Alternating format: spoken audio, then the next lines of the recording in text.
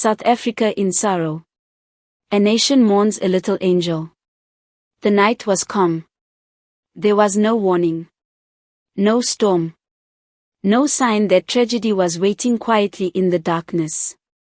The small home stood peacefully beneath the stars, its windows glowing faintly from a bedside lamp left on in a child's room. Inside, a little girl slept with her favorite stuffed toy tucked under her arm. She had laughed earlier that evening. She had asked for a bedtime story. She had kissed her parents goodnight. No one knew it would be the last time.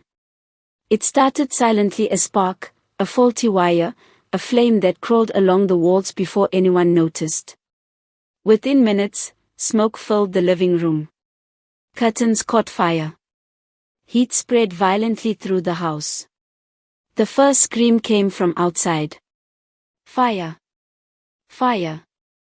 Neighbors rushed out of their homes, barefoot, confused, terrified. Flames shot through the roof like angry tongues of destruction. The crackling of burning wood echoed into the night.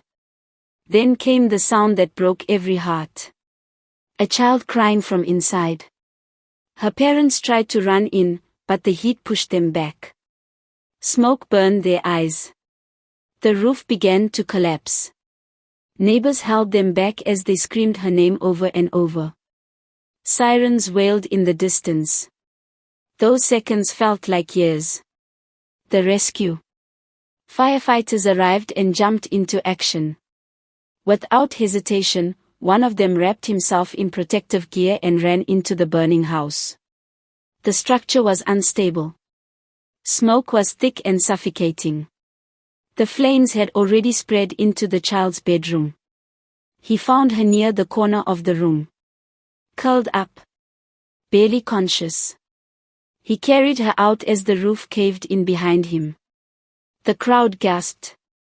Her small body was burned badly. Her skin fragile. Her breathing shallow. Her tiny hands still clutched part of her toy. An ambulance rushed her to the hospital. Her parents followed in another vehicle, praying, crying, begging God for mercy. Emergency teams worked tirelessly. Specialists were called in from other units.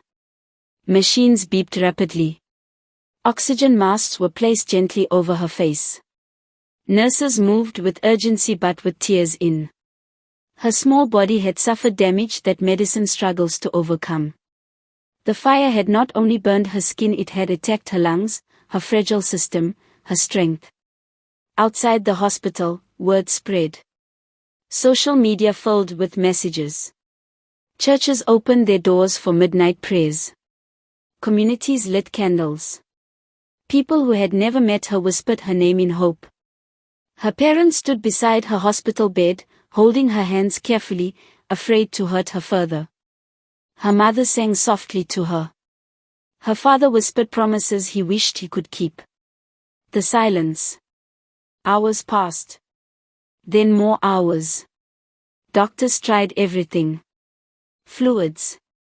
Surgery preparations. Emergency interventions. But sometimes, even when everyone fights, the injuries are too much. The machines began to slow. The room grew heavy. A doctor looked at the parents, the kind of look no parent should ever see.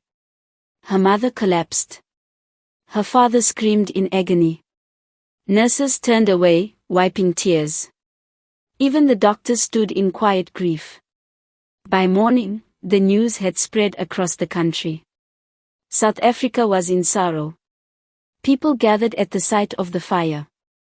The house stood blackened and broken, a painful reminder of what had happened. Flowers covered the gate. Teddy bears were placed along the sidewalk. Candles flickered through the evening. Schools held moments of silence. Community leaders spoke about fire safety, about prevention, about protecting children. But even those conversations felt empty compared to the weight of loss. A funeral was held days later. The church was full. White flowers lined the aisle. A small white coffin rested at the front, surrounded by pictures of her smiling missing teeth, bright eyes, innocent joy. Her mother could barely stand. Her father looked like a man whose heart had been taken from his chest. There are no words that can comfort parents who bury their child. Remembering her. She loved drawing. She loved dancing in the living room.